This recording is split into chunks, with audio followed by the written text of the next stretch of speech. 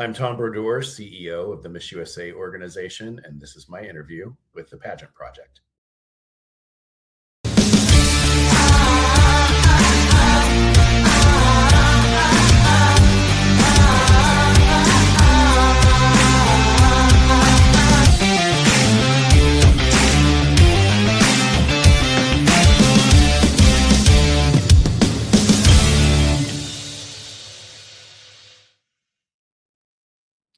Hello, everyone. Welcome back to the Pageant Project. My return guest should be a familiar face to a lot of you, if not all of you. It's Thom Brodeur. Thom, how are you, sir? I'm doing well. I hope your Easter or Passover, whichever you observe, was good and relaxing for you. Easter, I tried to eat as much chocolate as I could. As I told you, I'm just coming off a flu, so chocolate's perhaps not the best food to be having. Did you eat your weight in chocolate, or did you behave yourself? Probably ate my weight in all the things I wasn't supposed to, but then today I was reminded by the people in my life who are hell-bent for election that I stay healthy, that we have to be back on the wagon. So I guess we're done with the chocolate party. Well, I mean, you can commiserate with the pageant girls on that. I'm sure a lot of them would have liked to have eaten more chocolate. Guys, I put up my post that I was bringing Thom on again, and I asked for questions, and you had a lot of questions, and we're basically going to go through them all. So it's going to be like a queue. I told Thom we got 23 questions to get through. So this is great. I'm just going to bring the questions up. He's the one doing all the talking, and I can just sit here and relax. If you do have any questions, you can put them in Instagram. That's not the best place, only because it's very difficult for me to track them over there. If you join us on Facebook or YouTube, I can bring them up. Just be aware that I don't want to keep Thom on for 5 hours of his time. So I will try to get them at the end. But Thom, I guess before we get started, I guess the only question I had for myself is, well, first off, congratulations on everything, because last time we spoke, I didn't know.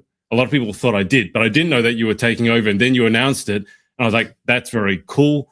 I guess the first question, my only question is, you seem to have retained a commitment to being very open and communicating with the pageant fans and the pageant girls in a way that I haven't seen many other directors do, and I really wish they would.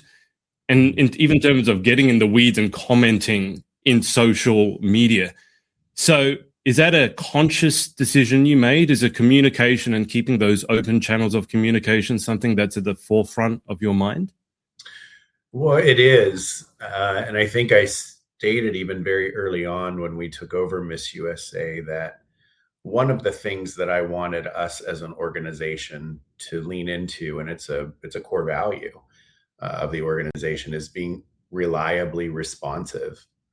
Now, I can promise you, I haven't seen every question, and I haven't seen every comment that maybe has solicited or asked my input or feedback. I mean, my DMs are an unmitigated disaster on a daily basis, as is every other platform, right? So many of us, I mean, I don't think this is unique to me by any stretch, but we have WhatsApp, we have Instagram DMs, we have Facebook, private messages, plus we have email, plus, I run 3 different email accounts attached to the Miss USA brand alone. And so I'm sure I've missed some, but the point has always been to bring some very real talk back into the chat for everyone. And that sometimes is, uncomfortable topics, even for me. But I feel that the more open and clear we can be, with the fan base, with the contestants who invest their time, their money, and their treasure into this journey. This is, an athletic sport that costs a lot of money, as we know. And if we can be as, open and honest doesn't cross or burn any legal bridges or cross any legal lines, then I'm always happy to do it, just because I've often said, if you have nothing to hide, then don't. Yeah. What's been the highlight so far? Oh, gosh. Well, first of all, I will say it was very difficult to make my first appearance with you knowing what I knew, and not feeling like I could be authentic and share what was coming, but we were bound by 13,478 bands and straps of NDA and all the things. And so we had to wait until the appropriate process took shape and all of that. But I think what's been the most rewarding so far is just seeing the fandom's excitement again. I realize part of that is just a function of, well, it didn't feel like a lot was going on before. It didn't feel like there was very much communication or very much visibility to what was happening. So I think there was a little bit of a starvation period for a lot of people that is being satiated to the degree that we can. But it was exciting for me to see that it wasn't about Thom Brodeur, it wasn't about Laura Clark or Elise Banks Lovely or Holly Lynch or any of the other members of our team. It was about the fact that people love this brand and they wanted to hear from it again. They were, in fact, missing it, complaining a lot about all the things it wasn't doing, of course. But, they often say, right, the squeaky wheel is the one that needs the grease. And the more that you are hearing from an audience the size of ours, it's important to pay attention to that. So it's been exciting to see the reinvigoration. I think that's the first thing. The second thing is, I have to tell you, I adore our two title holders. I did not have much interaction with either of them before they won. And I think God just knew what the organization needed as far as winners. Audrey and in Mylin. And I feel strongly that we have fantastic representation for this sort of healing journey and transformation back to good, or revisit back to good. And so it's been really exciting to see that too. Behind the scenes, final just question of my own, to be selfish before we get to the 23 questions. Did you ever have that moment when you knew it was going to happen, or legally behind the scenes it had happened and you knew what was going to come? You must have done a little happy dance or had some sort of celebration, right? I mean, this is for me the biggest pageant brand in the world.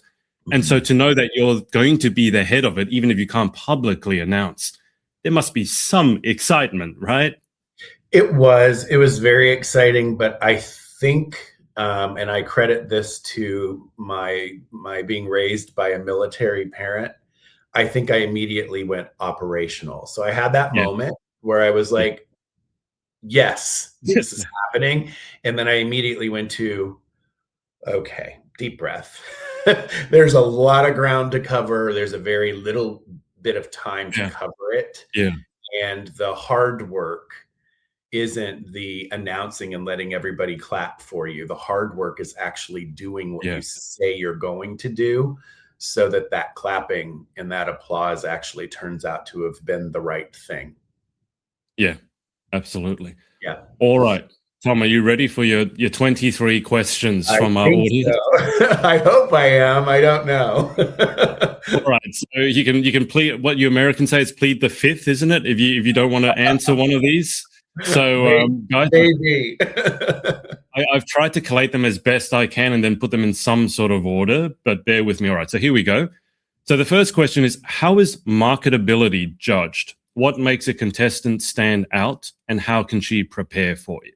Great question. So just for the audience's clarification, marketability is a fourth scoring criteria that we are introducing at the national level for the winners of Miss USA and Miss Teen USA. And some states are choosing to implement that in their scoring processes as well. Other states are not. It's not mandatory. But the reason we did it is what I recognized very early, Adrian, in the sort of stepping back away from that frenetic pace that it took for us to get through the first pageant that we did in that 5.5 week window, and really just sort of taking a deep breath around what value does the Miss USA and Teen USA organization bring to the market outside of the opportunity that it creates for the women who compete in it.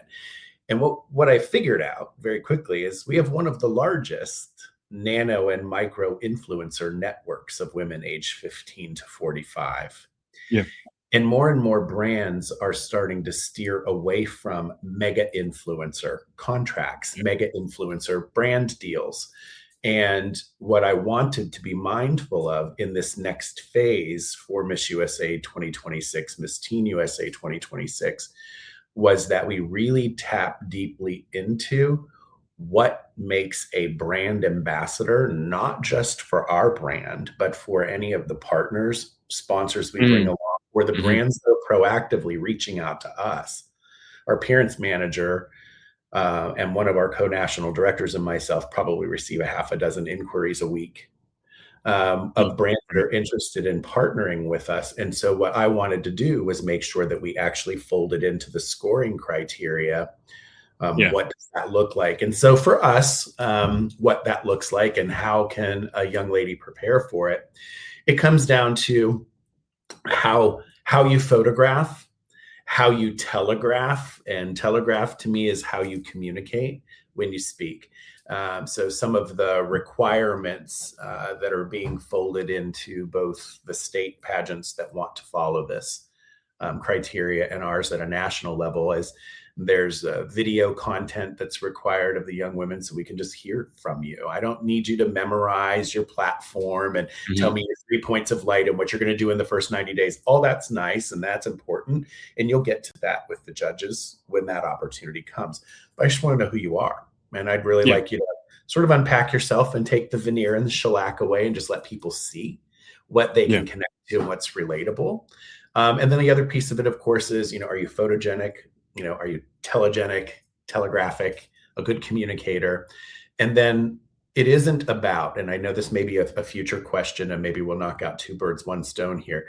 It isn't about the number of followers that the girl has.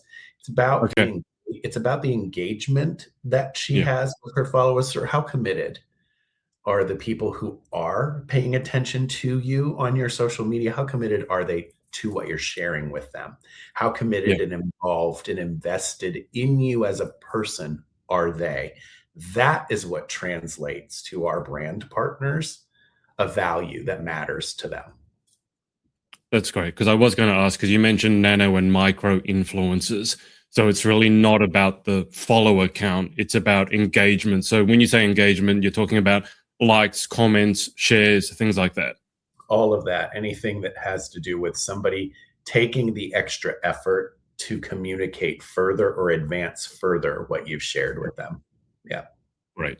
Okay. Next question. What's your best advice for contestants preparing for their state pageants? Wow, loaded question. Be prepared. No, I'm sorry. I don't mean to be snarky. Be holistically prepared. And what I mean by that is make sure that you've done more than just get great headshots, a beautiful evening gown, and killer wardrobe. Make sure that you've really invested in your spiritual well being. Hmm. Anybody can tell you, especially going through as aggressive a process as we did this last time, it can be exhausting. You have to really be centered in who you are as a person. Make sure that you are physically taking care of yourself. Your physical health matters. Don't just assume you can throw on a coat of makeup and a beautiful hairstyle, get a blowout or whatever, and be miserable and not feeling well and all of that and perform Yeah. well. So holistically, make sure that your physical, spiritual, mental health are all as dialed in as any of the aesthetic preparation that you would naturally go through. Right.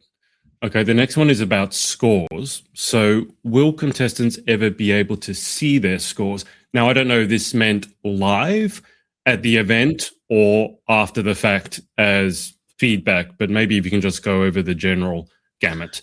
I'll answer both. If it were up to me, every contestant would see their scores in real time because I do think so much of the doubt that creeps in Yeah. after a competition has Yeah. happened and someone felt they did Mm. better, but that wasn't reflected in how Yeah. the judges interpreted them or scored them.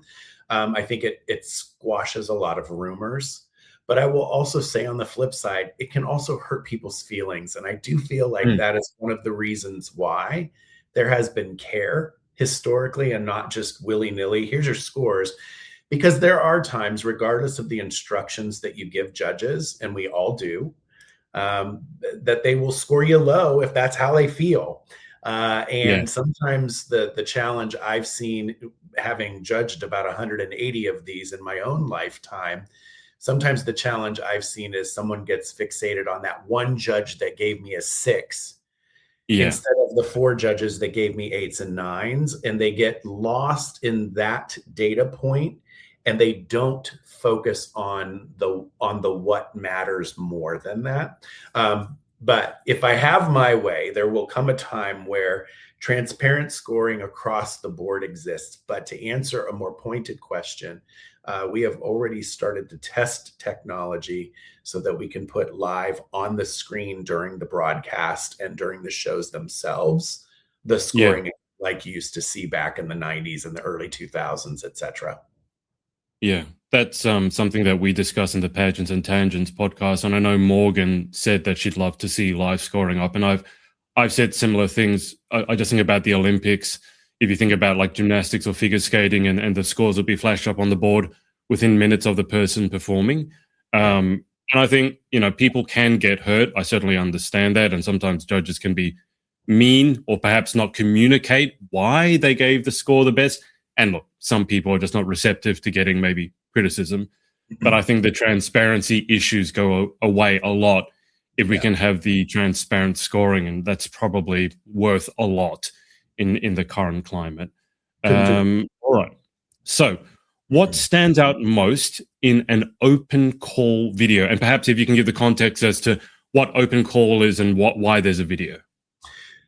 Thank you for both questions. So first of all, for those of you who may not be familiar with the open casting call scenario, many of you, most of you who are at least tight and close knit to the Miss USA Yep. family know that over the course of the last several years, we've lost some state directors.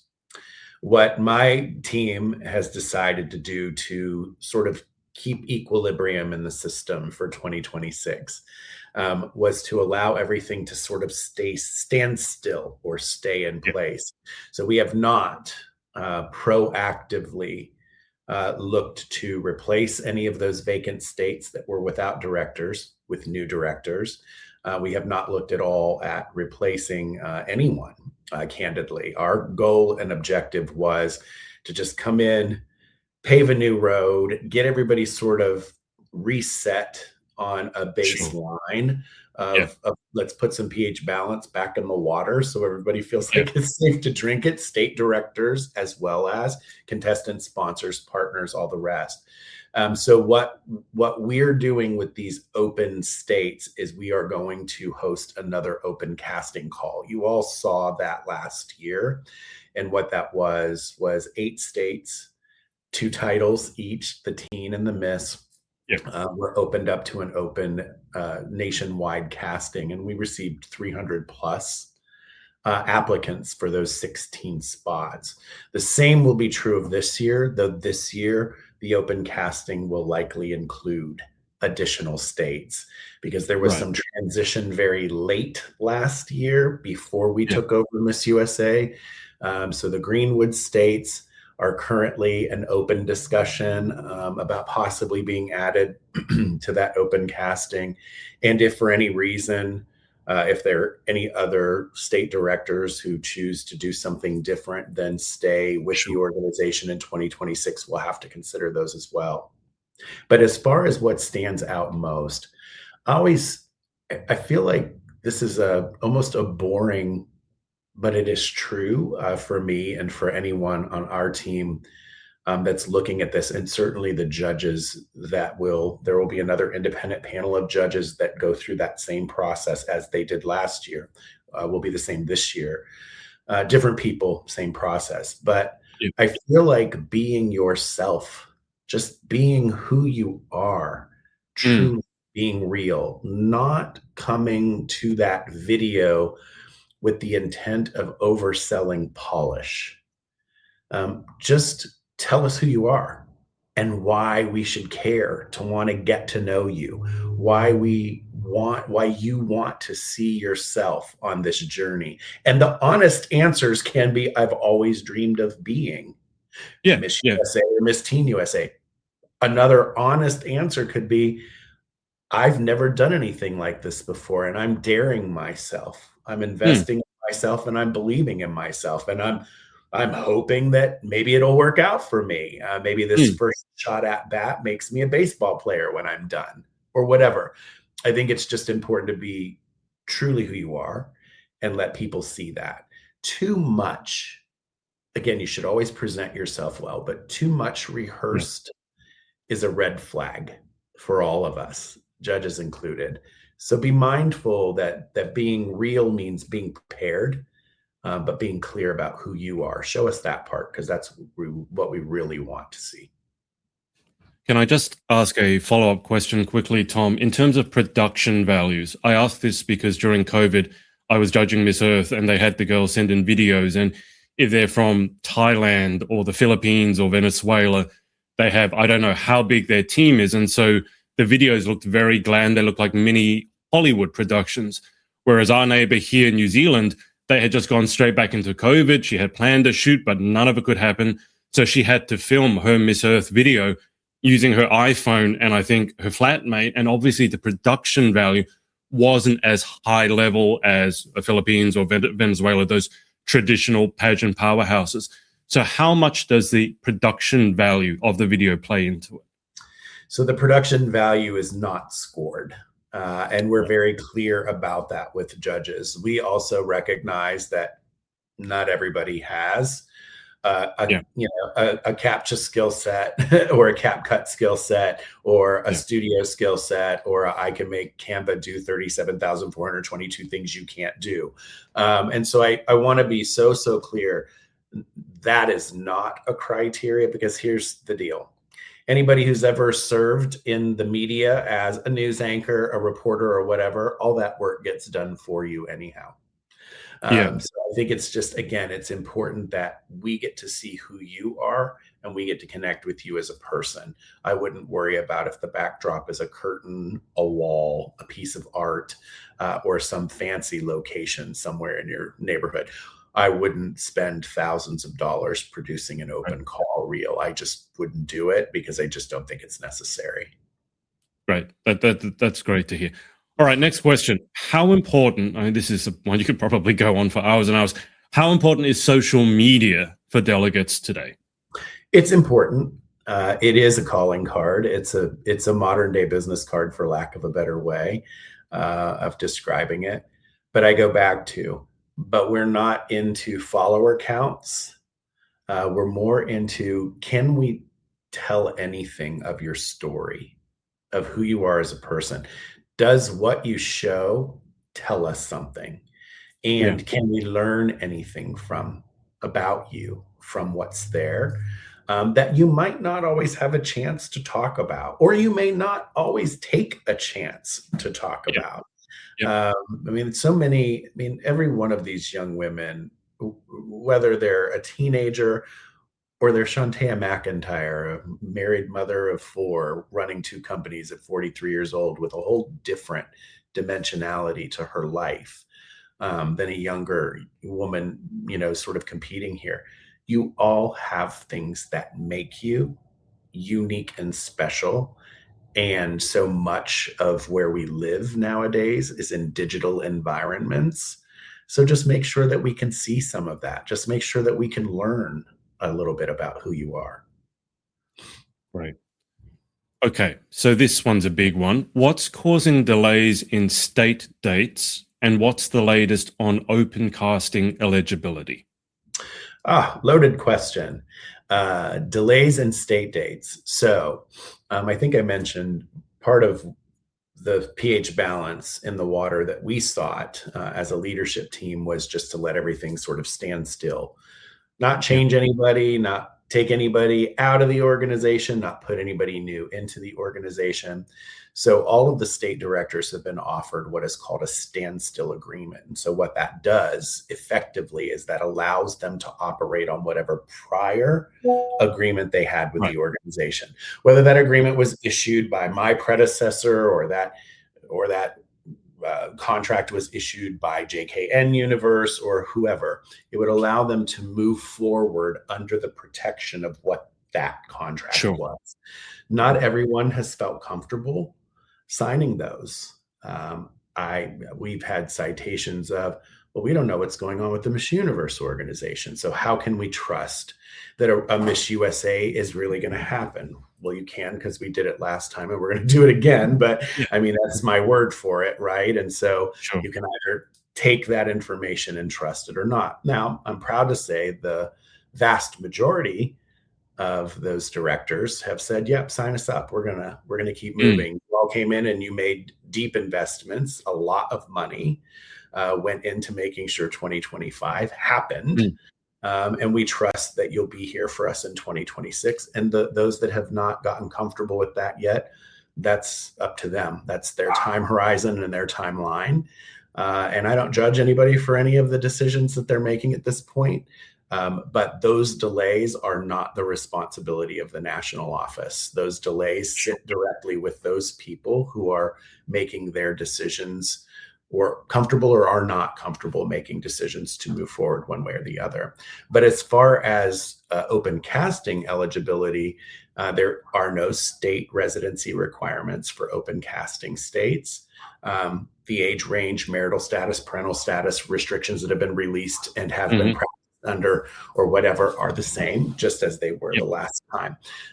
So I know there's been a fan, clap back a little bit on, well, at a minimum, you should, at least in open casting states, prioritize the candidates who apply who are from the state.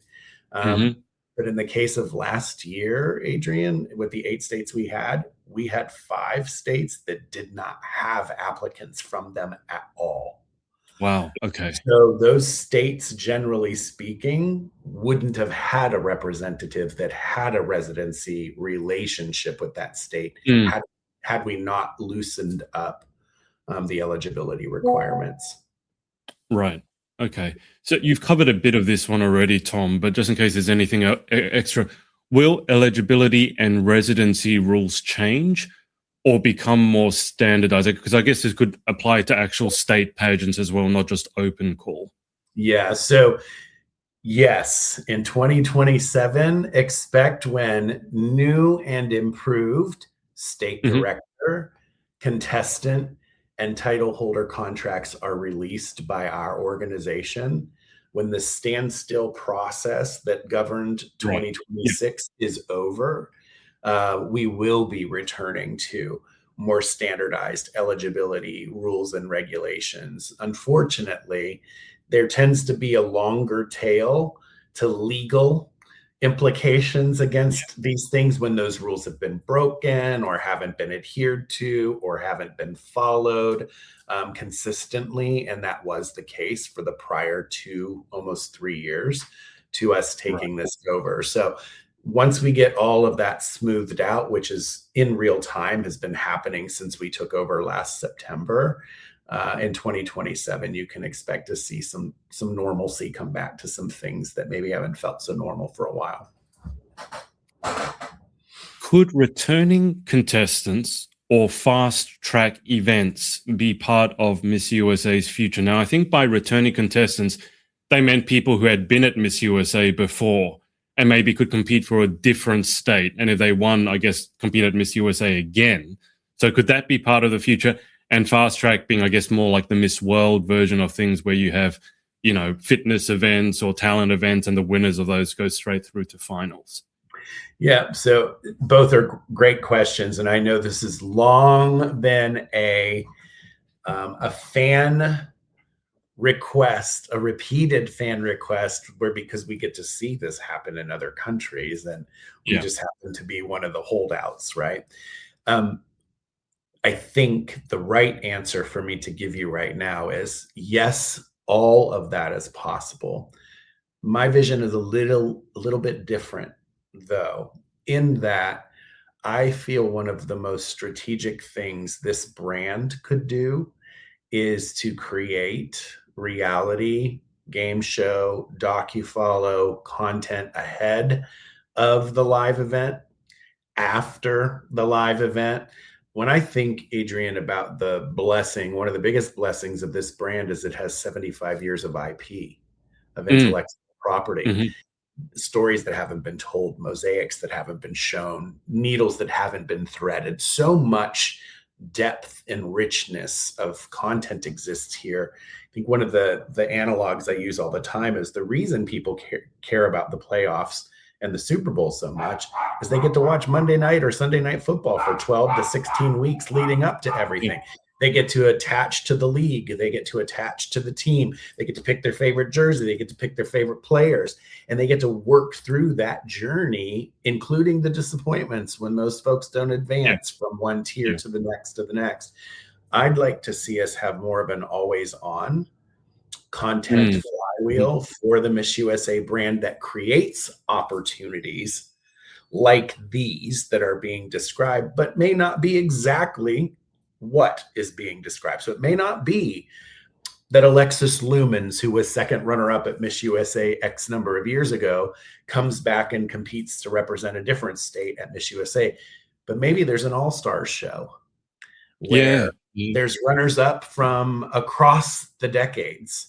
They get to yeah. come back and get their second shot at winning a thing. And it might not be the title of Miss USA, but it might be something as important or bigger for Mm, them, depending upon who they are, what their dreams, goals, and objectives are. So I think you're going to see a lot more interesting things being done around this brand because of the way we're thinking strategically about its future. yeah. I love the analogy because you get invested in the Super Bowl because the teams have their own history and, their own history. And then you got the drama during playoffs. Did my team win? Did my team lose? It's not just the Super Bowl because if it was just the Super Bowl once a year, I don't think it would be nearly the event that it is currently. So I think having a reality TV or always on sort of methodology would work really well. And I have to say, I'd be very interested to find out more about the contestants because very often you only see them on stage and you only get two minutes to get to know them. Whereas you need to speak to them for a bit longer before you actually hear, oh, this one served in the army or this one started a tech company or this. So I love the idea of that. I think that's great. Yeah. Let's move on. So I don't know how many more. I think we're about halfway through, Tom. No worries. How will purpose driven work and community impact influence judging? So it's very important, especially. I don't want to single out teen or in any way isolate teen from this, but especially for Miss. At the Miss Universe level, there is a scoring element called Mm, Beyond the Crown, and it is all about what you do from a community service perspective, who you are as a social impact maker, who you are as a game changer, a change maker, someone who's bringing a new voice or maybe the same voice, different flavor, different language to a problem that we all still need to look at carefully and try to solve for, or to an opportunity to be better as human beings. And I think, generally speaking, what what we see is that will continue to be a component of the interview process, and yep. there will be deep dives in it. And at the Miss level, every contestant, every state title holder will have to submit a Beyond the Crown video because we have to have it Right. ready Okay. Yeah. for Okay. Miss Universe should she Yeah. ascend to that spot. One of the easiest things to do with Audrey Eckert this year was take her Beyond the Crown video that she created in Nebraska and just put a bumper on it. We got to put an intro on it. I am Audrey Eckert, Miss USA. And then we Yeah. kind of dropped out the Miss Nebraska part in order to make it Yeah. work because we had so little turn time. But it's going to be very important. It's going to continue to be an important component of this brand as the brand evolves. You actually just mentioned Audrey, so that's good timing. Audrey's reign has reflected both her digital safety advocacy and strong sports background. How much freedom should a title holder have in shaping her year of reign around her personal strengths? I'm so glad to get this question. This was one of my very first um, rules that I established with my team. And that was, yes, we have formal relationships with Best Buddies. Yes, we have formal relationships with Operation Light Shine, which is an anti-trafficking and child exploitation nonprofit. Yes, we have relationships with NAMI, the National Alliance for Mm, Mental Illness. But, and we will have Miss USA and Miss Teen USA support those organizations. But it is more important to me that we make sure that the energy and effort that any of our title holders have put into what matters to them is a centerpiece of that community impact table for the mhm. course of their reign. Because there's a few things that happen with that, right, Adrian? One is you keep people more engaged in the journey that they're on, because let's face it, not everything is ponies and roses. Even as a beauty queen, you have your rough days, you have travel times. I mean, I don't know how Audrey did it, honestly. There was a time where I was like, goodness, girl, have you been home for more than 11 minutes since this all took place for you? Like, that's hard, generally Yeah, speaking. yeah, um, I don't like it. And I'm a middle 50s person who has traveled the world for his work. But I think generally speaking, what I wanted us to be able to do is be able to help them center on something that they care about, while giving smart input and participating in the organizations that we're already affiliated with. And so for Audrey, we haven't even made it a priority that she has to speak on behalf of this or that, as yeah. much as let's really talk about what you're leaning into. And it's her work, interestingly enough, her work around digital safety that Mm, inspired me to put together a relationship with Operation Light Shine, because so much of trafficking and exploitation starts now in digital yeah, environments and then yeah. finds its way into physical environments. And Audrey's work around how Mm, to protect and keep safe in that space helps us reduce the problem we have to solve on the other side here. And so I sort of see them all as integrally linked with one another, but there will always be support. I mean, Smilin' Mylin, our teen, My Marsh, is a huge period poverty advocate. She's spoken about it in high schools across the country. She has more speaking coming up about it. And we're totally yeah, 100% supportive of that, because it is her heart and it's what she's invested in. And I go back to, when you lean into what women are invested in, they will make deeper investments. And I think that's so, 100%. so important. Yeah. Yeah. How do you plan to prepare the next Miss USA for Miss Universe? Well, I plan to do it with more than 5 days notice. Stuff, So yeah. I think when anyone, sort of now hindsight being 2020, looks at the needle that we had to thread in such a Mm, short period of time, um, again, I go back to, I don't know how Audrey did it. I think anybody would have been running on fumes. She had just spent weeks competing, getting through Nebraska, a couple of weeks break, getting to USA, a couple of weeks there, 5 days later on a plane to Thailand, and then you're just around the clock.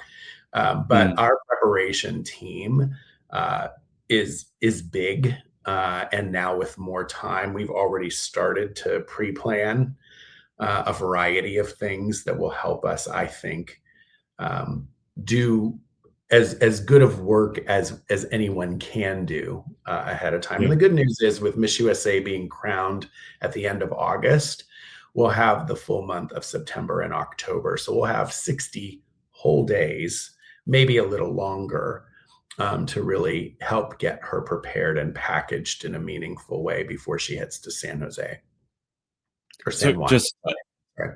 Puerto back Rico. up for a sec. How much time what was the turnaround time between Audrey being crowned Miss USA and having to attend Miss Universe?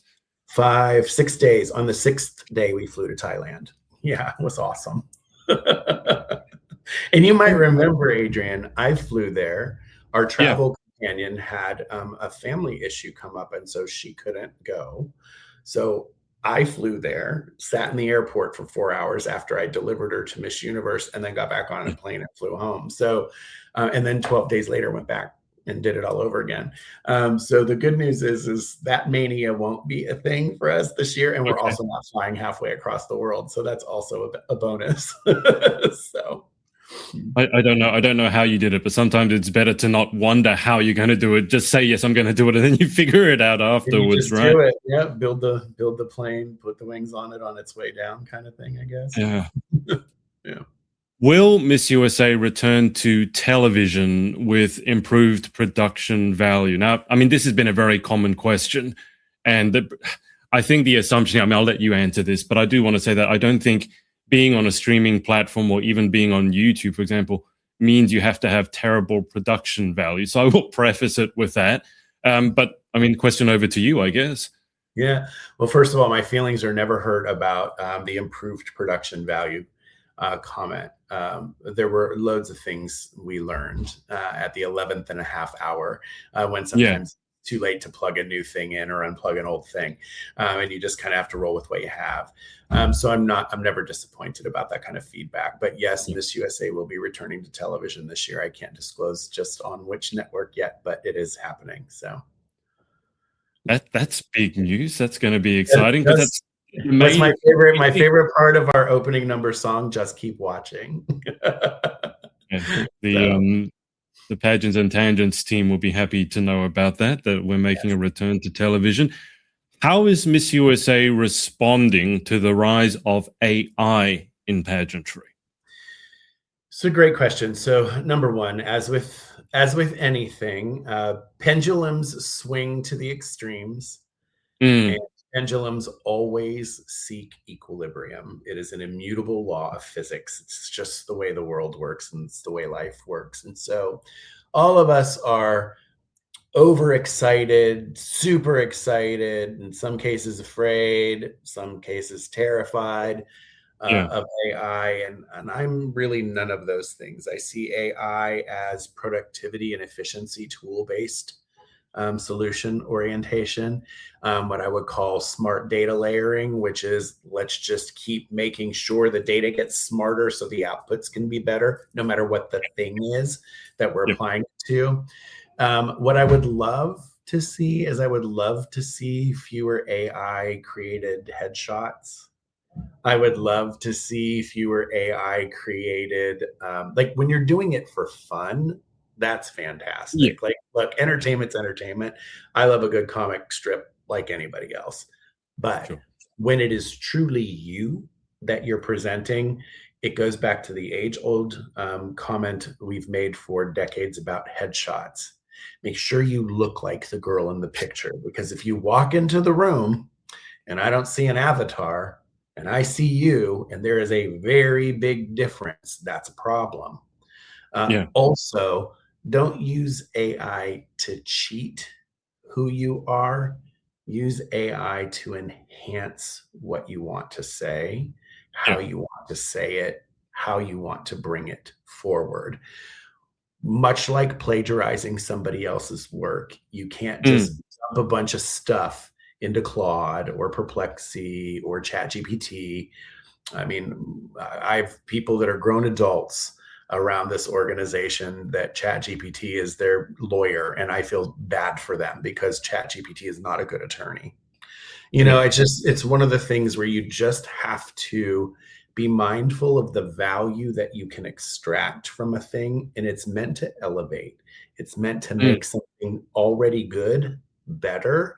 It's not to take something from 0 to 60. yeah, So I don't yeah. think it's anything to be afraid of.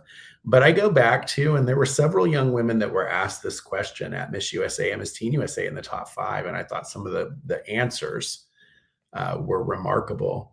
But I happen to agree. I have to give a shout back again to Shantea McIntyre, because I remember her words when she said, Mm, "You can't replace the creative brain of a yeah, human being yeah, with AI." And so stay out of mm, that. let us be who we are, and you help enhance and bring efficiency and all those things. I think that's really where the focus needs to stay. Yeah, I agree with that, because one of the easy tests is if you get Chat GPT or your favorite AI app to try and tell you a joke, the jokes are almost always terrible. They're not even level jokes. And I say, like, if you can't tell a joke, you are missing that creativity. And it's very good at what it does, but it cannot tell a joke. It's never once gotten a laugh from me, except for how laughably bad it I is. don't know. I mean, there was a time where people were roasting themselves in Chat GPT. Now that can be pretty funny. I mean, mine was pretty funny, actually. That's a bit different. I remember that. The AI headshot one is mind-boggling to me. Are you saying that people used AI to edit their headshots or AI to completely create their headshots? I've seen both, and it's just like, if Jeez. we're out in these streets complaining about a photographer over editing or a Yeah, young lady over filtering a photo, like, come on, like, it doesn't get any worse from an over editing perspective than AI generating your headshot for you. That's a bad idea. yeah. Well, Yeah. that's news to me. All right. With Laura Clark now serving as co-director, could other national titles eventually be crowned alongside Miss USA? That's absolutely a great question, and it's absolutely part of the plan in the future. I think what we've all decided as a team was that because of the historical importance of the 75th anniversary, Laura's going to get mad at me for that. She's our brand police. Our 75th diamond celebration. um, because of the importance of it, we didn't want to cloud Sure. anything Yeah. around the Miss USA brand with a Miss fill in the blank, a Miss fill in the blank, or a Miss fill in the blank. But I can see a time where, much like Bini Bini did for decades in the Philippines, and the Miss South Africa organization did in South Africa, and has been done all over the world in other markets, where you hold mega events and you crown title holders Yeah. for certain Yeah. things that are in the same sphere in the same time. I do believe you're going to start to see that happen here. Great. Okay. How does Miss USA support title holders balancing motherhood and the demands of the role? I would love to be able to tell you that I have a real world example of a title holder trying to balance motherhood right now, but here's what I believe. Number one, every one of the women on my team, with the exception of two, are mothers. And I've watched them balance the responsibilities of very, very big shoes to fill, very heavy jobs to do, Yeah. with steep climbs and heavy lifts, while being clear about their Mm. boundaries around their children, around their Yeah. time with their spouses, and all the rest. So I'm a proponent of believing it's possible. I am Mm. not a negative viewer of there's no such thing as work-life balance. I think if you want to balance your work and your life, you find ways. Yeah. And part of the way you do that is you just communicate honestly and openly with the people that you're responsible to and responsible for, what that looks like. And so what I think ushers in a bit of an era around our leadership of the organization is a fundamental understanding of that. I have married women with children on my team who help us every day figure out the fine Mm. balance, because I'll work around the clock. That's just who I am as a person. Yeah. Not Yeah. everybody can do that, right? So I think what's going to be fun to see is when Miss USA is a mother with children, Mm. balancing her professional life with this part of her life, with motherhood and all the rest. And I've been asked this question before, Adrian. Is it just window dressing, or will there ever really be a time that Miss USA could be that kind of woman? We've made it very, very clear, if a judge's panel chooses that woman, that's the woman. Yeah. And we Yeah. came awfully darn close to that in Yeah. 2025. I mean, our second runner up was the epitome of that. Mm. So I feel very strongly that it's coming. It's not a guess or a grope in the dark. It's a promise that will be fulfilled at some point. And I think we'll learn with whoever that title holder winds up being, too. when we go through the process together, what works and what doesn't. I mean, look, congratulations to Elise Banks-Lovely, co-national director of Miss USA, who just had her first child a couple of weeks ago. So now we have another baby girl in the mix. At some point, I told Elise, I guess you'll have to retire from this job if Addie ever wants to compete, because we can't have that conflict of interest. But we're also in real time, we're experiencing that kind of expansion and growth even as a team. Yeah. Will contestant interview videos ever be released publicly? Now, I'm not exactly sure what this meant. I do know that I've seen the actual interviews from some systems that have been given to the girl clearly, and then the girl posted the whole thing, which is great, delivers a great insight into what actually happens in the interview room. But I think that's what this question is referring to. So will contestant interview videos ever be released publicly? So we probably, as an organization, wouldn't release them. Part of what we do get to do with the contracts that the title holders sign is that we can include clips from their interview in any in-show promo. And I do know that we as a team have a bias to exposing some of it, not all of it. In terms of being able to release those videoed interviews to the contestants, it's a great idea. And then if they want to share them with the world, then publicly it's up to them to decide and own and take ownership of that. I think it's just a conversation worth exploring internally with the team. And I'm glad somebody asked the question. Now I have something to go back and ask. Yeah, I know it was asked with the angle of being able to learn, so as a learning tool. So if you watch someone who performed really well, you want to know what their interview was like, not so you can copy them, hopefully, but you can see what level is required and perhaps what the gap is. So I think that's the angle the question was coming from. I love it. Great. Now that you've acquired Miss USA, what's your vision for the organization's future? Oh my, there's so many things, but I think the simplest focal point for us is just returning the importance back to the contestants. The women who choose to compete in this sport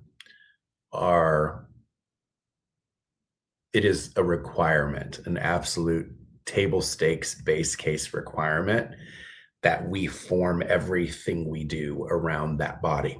Sponsors come and go. And yes, contestants rotate in and out, but that customer is that customer. That base of support in the organization is truly the foundation. Ahead of us as leaders, ahead of state directors, ahead of sponsors is the athletes who choose to do this. And so for us, the simple focus has been to stay really dialed into creating experiences that are memorable, creating value again that gives people something to aspire to want to sign up for, to want to come back and compete again. So I think corollary to that has been putting Miss USA back into a bit of a spotlight, making sure she shows up on the red carpets and at the things that people want to go to, that people want to participate in, while also nurturing for her what's important in her community service and her social impact relationship with whatever nonprofit, cause, or movement that she's associated and affiliated with. So to me, it always comes back to the future is focused on creating a centerpiece that is consistent to the women. Now, there's 2 initiatives that we've started in the organization that I think lean into the vision I have for the organization in the future. Our teen program is called The Power of Next, and it's a scholarship program that is designed to partner with universities or trade schools across the country to award a lot of money in scholarship support for young women who choose college as their angle or their pursuit. Separate of that is the Power of 10 initiative. The Miss USA organization is a member of the World Economic Forum. Many of you would know that as Davos. where the G8 to the G20 meet every year and talk about big problems or opportunities in the world. Women in entrepreneurship is a centerpiece to that for us. And my dream, knowing that 3,000 to 4,000 women a year compete in this system every year, is over the next 10 years to help fund and facilitate female entrepreneurship to drive 10,000 millionaire entrepreneurs through the Miss USA organization. That would deliver a $10 billion impact in the world. So education and empowerment there, entrepreneurship and financial independence and empowerment there are two big pillars of the strategy going forward.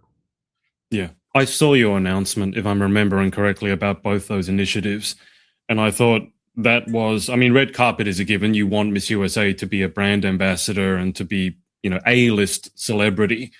But the other announcement sort of excited me more because I thought, hang on, this is someone who actually gets the strategy behind it and has a mission and a purpose beyond simply, because you can only crown one woman as Miss USA, but you can impact the lives of many, many women. So I saw those announcements, and I think that's incredibly exciting. Next question, we have 6 more, Tom, so we're almost there. Then I can let you get back to your busy life. This next question is more about you. What leadership pressures come with directing Miss USA, and how do you handle them? I don't know that they're unique to Miss USA, and luckily for me, I've spent 30 years in high pressure environments in my corporate life. But I would say what's been interesting here is just the repair and the rebuilding of trust, which has been a real challenge, honestly. And I think one that my eyes were wide open around, and one that I expected, but maybe underestimated the damage that had been done to some folks in this organization, and how difficult it's been for them to just say, okay, we'll put our toe in the water again with someone new again. That sort of thing. And that's been a challenge. It's been difficult. Then there's just people who have, the personality types that just sort of want to throw a stop sign at everything, because that's the way they protect themselves. That's the way they stay safe. So I would say those two things, sort of feeling like, being able to just say, well, of course you can trust me. I mean, look at what we just did, and thinking that would be enough was an underestimation in one end. And then sort of just dealing with people who are absolutely committed to their rightness and someone else's being wrong is a whole thing. You kind of have to put your arms around it and go, okay, I can hug you for as long as I can hug you. And then I'm going to let you do what you need to do so you can be in a healthier spot or position going forward. But there's nothing for me that is so negative that it's like, why did I do this? I don't feel that way at all. And there are days where I'm just like, goodness, can't we just all get along? There's that. And can't we all just kind of lean into what we all signed up for, which was to elevate women. That's the whole reason we do this stuff. But also to just come to peace with not everybody is motivated the same way. They don't embrace the same point of view. And just because I can't expect out of them what I expect out of myself doesn't mean I stop expecting it out of myself. I do often ask myself every day, why can't we all just get along? I haven't come up with a great answer for that, but I guess it's part of God's plan, is that we're all wonderfully different in our own way. So this is a crown question. This is far from my area of expertise, but I'll throw this one over to you. Will the new infinite, I don't know if you say infinite or infinite, dreams crown remain Miss USA's signature crown this year? It will. It's a very, very valuable. Certainly not in the millions. You have to crawl before you walk, before you run. We'll get back there eventually, one of these days. But our crown partner and gem partner has put an enormous amount of effort and high value expense and investment into that crown. And so the crown, beyond just what it looks like, and I know Yeah. that's what most of us only care about because we're all aesthetes at one point or another, and we care about it. Is it pretty? Yes or no? Do I like it? Yes or no? Is really the story behind what Infinite Dreams is about. And the idea here is that your dreams in this organization now are infinitely possible. There are no more restrictions that prevent people who had a dream at 16 years old from still having it at 26 years old, from still Yeah. having it at 46 years old. And or for a high school cheerleader or a college co-ed, to a mother of two, to a CEO in a corner suite, the dream is still infinitely possible. And so the story for us is also an important one to Yeah. continue to show and tell. So, yep, it's going to be sticking around for a while. I know everybody wants the old star crown back in the day, whatever, but keep in mind, brands that evolve do get to change certain things about themselves. As long as we keep Coca-Cola's flavoring Coca-Cola, we can change the shape of a bottle Yeah. or a cup from time to time. Yeah, don't go new Coca-Cola way. That didn't work out very well for Did them, from what not I've work. No. Did not Yeah. work. All right. So, will this year's show feature live performances? Sure will, just like last year's did. That's one of the simpler questions. Just yes, and moving on. Yes. Do you want to drop any hints, or have you No. got anyone? No. Oh, Okay, yeah. good. Oh, yeah. We've got some things brewing, but we don't want to drop any hints. You know, that's Good. the one thing you got to be so careful not to jinx. It's bad enough announcing venues and host hotels before it's time, right? There's so many things that you can and cannot say, and in front of certain people, you can say this, but you can't say that, and it's like in your head, you just go, hang on, who are you? Who do you know? Right? Are you one of those or Very one of them? difficult at times. True story. This was a bit of a more random question, but how can stylists apply, if they can, to work with Miss USA, or hairstylists or makeup artists or photographers? Yeah, so typically those requests will come into us. You know what? Just so I don't lie to anybody, I'm going to go find the exact email address you can send it to, because otherwise I will say the wrong thing and that will be a problem. Hold on one quick second. That's fine.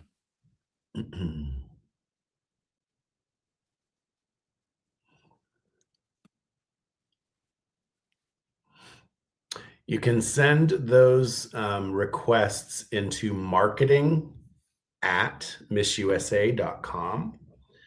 Right. And they will be vetted by a team member and then rerouted. Great. Amazing. Okay, so marketing@missusa.com. 2 more to go, Tom, at least of the ones that were asked before we went live. And I'm scared to look at the comments. What's your favorite way to involve younger girls in the Miss USA program? And I think, for clarification, this came from a mother of maybe a 5-year-old or a 6-year-old, so the really little one. So what's your favorite way to involve girls at that age? I just say, look, like, they're never too young to come to a state or a national Miss USA or Miss Teen USA pageant. So bring them, get them exposed early to the process.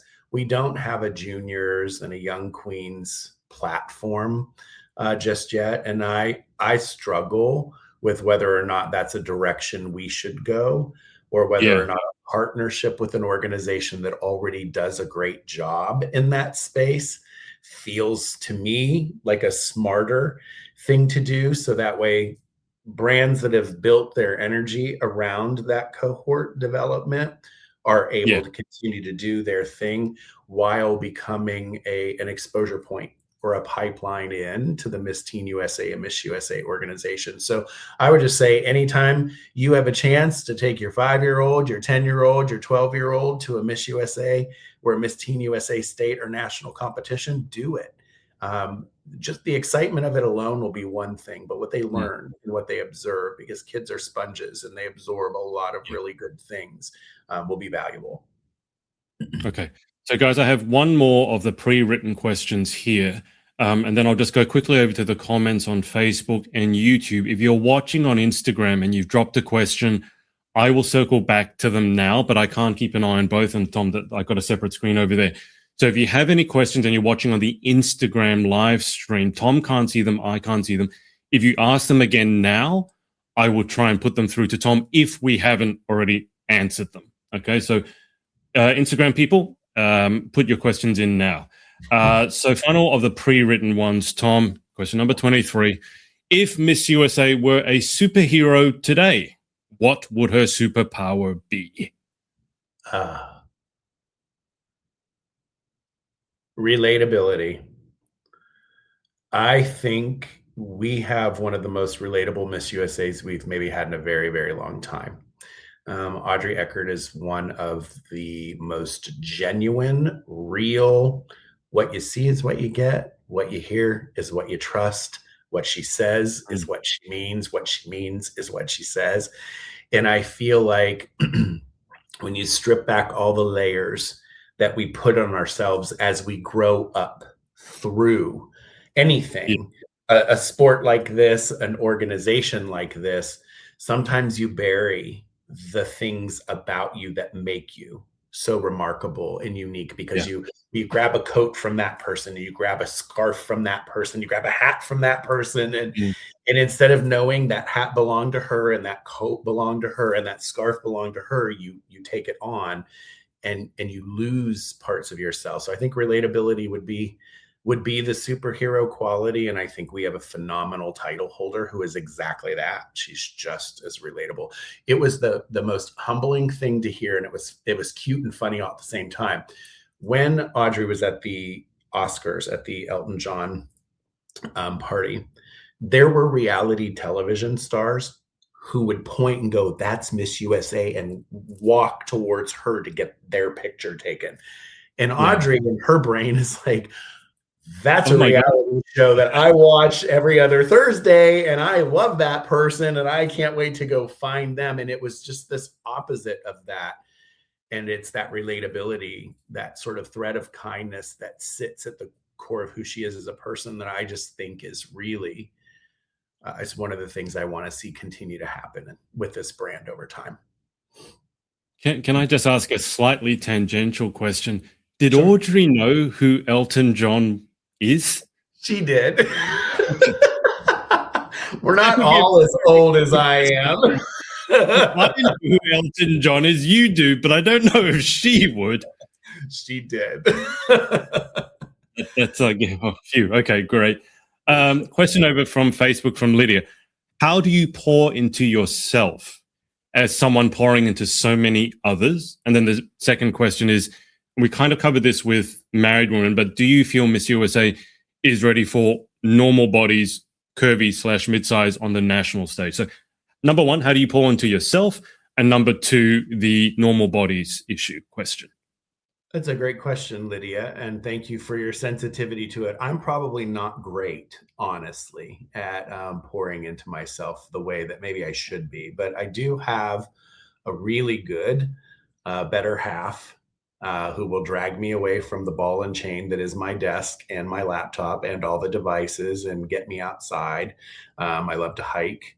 I feel closest to God and to who I am as a person when I'm outdoors and I'm doing something outside. So I try to do that. I probably I'm not as good at it as I should be. But I also believe, though, that we're in an investment period right now where a lot of time and energy is going into fixing a lot of things that haven't worked well for a while. So it won't always be that way. But I appreciate the question. And the second question is, do I feel Miss USA is ready for normal bodies? I would tell you, I would say yes, because I've judged normal bodies at Miss USA state competitions and have seen them prevail and move forward and advance and go to nationals. I saw some really great examples of that at Miss USA in 2025. I think you just have to be willing, no matter what someone else says or maybe what it looks like. This is the way it's always been. If a dream has been put in your heart, it's been put there for a reason. And if you have something to say and a point of view, something to show, and a point of view, then it's important that you do that. One of the things that I loved about Mona Lisa Brackett, our Miss New Hampshire USA, who is the Muslim, beautiful Black woman who competed in her hijab and burkini, was that she did it the other way for years before she really just was like, I'm going to lean into my faith and I'm going to compete as this. I'm going to be me and I'm going to do this my way, fully, authentically myself. And she made it into the top 20 at a national beauty competition that has never had someone who looked like her or competed like her of her faith get that far. And I think that's really powerful. Question over on YouTube. Now, this is a person who commented on the post and then you commented back. I think she was the one who asked, is liking her stories part of the application process? So she just said, I really wanted to say hello. I loved hearing Thom's answers and she wants to be a part of the production one day, but how does one work toward that? That's a great question. So again, production. I'm going to tell you right now, Harmony, where you can send an email if you have interest. Give me 1 second. It's not marketing at missusa.com. It's producer at missusa.com. And that will take you straight into the production team where you can submit examples of your work, a resume, whatever. And that could be today. That could be 2 years from now. That could be whenever you're ready, Harmony. But you keep making comments. And as much as I like them, I'm going to keep stalking you and saying so. I think she had a fangirl moment that the owner of Miss USA liked one of her stories. So I can understand that. Now, just quickly over on Instagram. So got some questions about state pageants. We've covered that already. So I'll refer you because I want to ask Thom the same questions again and again. So Plan on Jules, we answered the state pageant question earlier on. Morgan has asked what advice. Now, we did answer this. So what advice would you give the women competing, currently gearing up to compete or apply for the open titles? But rather than just answering it, do you want to tell me any funny stories about Morgan or your thoughts on Morgan? I don't know what Morgan's motivation for this question is, which may in and of itself be a whole rabbit hole none of us want to go down at the moment. But I will say this. Again, I just go back to making sure they're holistically preparing themselves, right? Morgan has a lane that she's in, and that's fitness and dietary focus and taking care of themselves physically. And then she does, I know personally, does a lot of making sure that people are healthy in their minds and having a healthy relationship with their bodies through the journey. But then it goes further than that too. Then, you have to dip into your spiritual self as well, because you have to be tough, but you have to be soft. So that you can be open to learning and growing as you go through the process as well, and to discovering. This is a big discovery sport. You don't just learn your muscle memory in this sport. You learn a lot about who you are as a person and what makes it work for you or not. And that I think is one of the most important parts. But preparation holistically, that's the thing. Is Morgan as much of a handful to work with for you as she is with me? Oh my goodness. Yes, times 10. She at least has to filter a little bit when she's on the air with you. I didn't have that with Morgan. Not filter, as I told you before we went live. There is no filter once the live is off. And I'm sure one day she'll think it's off and it'll be on and it'll be like, oh my God, we're canceled. That's it. Goodness. Not happening anymore. Goodness. All right, so just quickly, so Hannah, best advice for women preparing for state pageants. So we've covered that one before. And the replay of this interview will be up, guys, on Instagram, but I'd say YouTube's probably the better place to watch a feedback replay, and it'll be on podcast as well. Someone has said question 23 was their question, so thanks for answering. A lot of people are saying thank you for taking the time, Thom, by the way. Of course. And Leah over in Tennessee has asked, what is one thing that most people don't know about you? Oh, geez. I was a pretty gifted hurdler in high school and college. So a track athlete. I don't talk about it very often, but I'm used to jumping over things and running fast at them, and that's probably why I'm good for this job. Going to say you might be really good at dodging bullets as well. That might be a There very could be useful trait. that.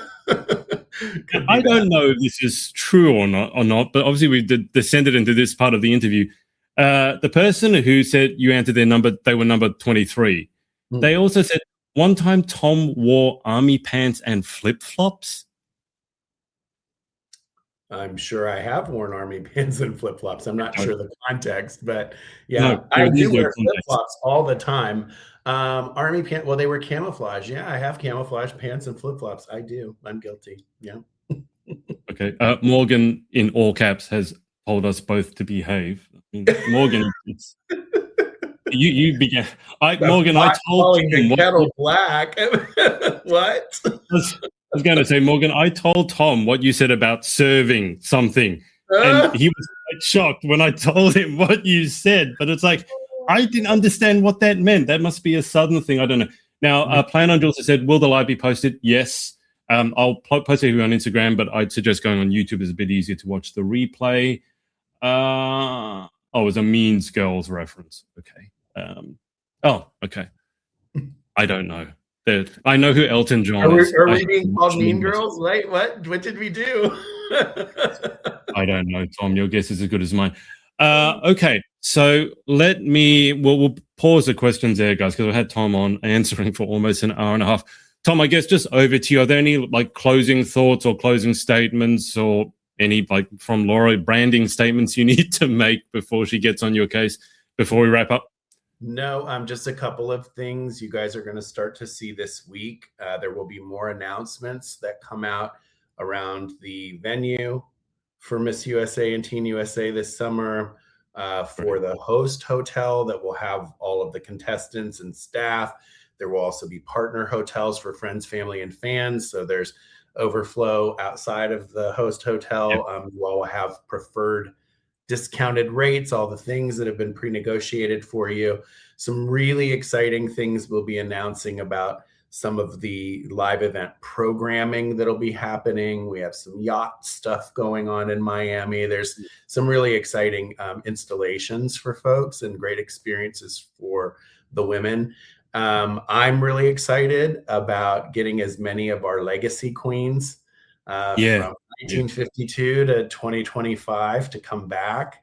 I've had some in-person meetings with a number of them, and I have it on good authority that our Miss USA from 1953 is going back to get her driver's license so she can fly and be in Miami with us. And there are just some moments that I am really, really excited for even the younger generation, not just this class, but the younger generation of attendees to get to experience, because this is a once in a lifetime moment we get to celebrate around this brand. So anybody and everybody who has half an ounce of interest of hanging out in Miami for a couple of days, it'll be hot, it'll be humid, it'll be all the things, but it's Miami and it's Miss USA and it's her 75th birthday. So you should join us.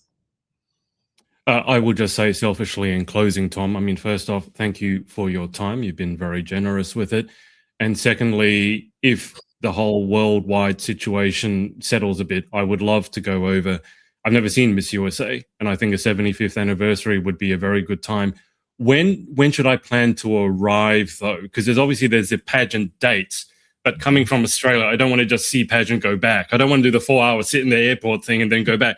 When would you suggest arriving so I can catch the festivities if it's not giving too much away? I would say, one moment, please. I just want to check the schedule again because we just updated it again. Okay.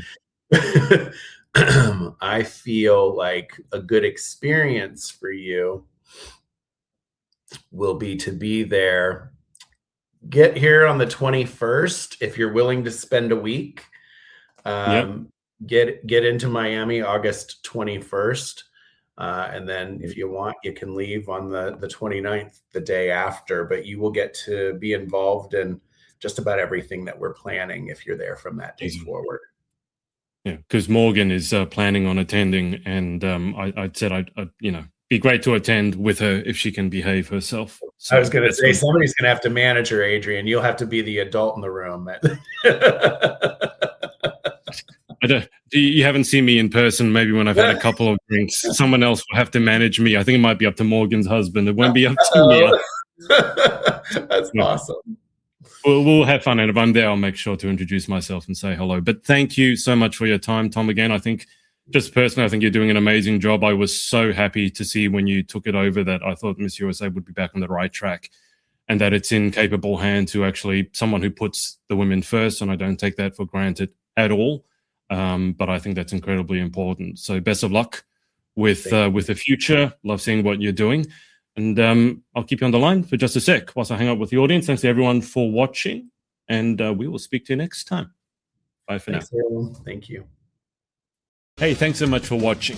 If you're a competitive pageant girl and you're after some high-performance pageant coaching, make sure to come and check us out at thepageantproject.com, where you can start your journey for free. In the meantime, follow us on all our socials at The Pageant Project. Speak to you next time.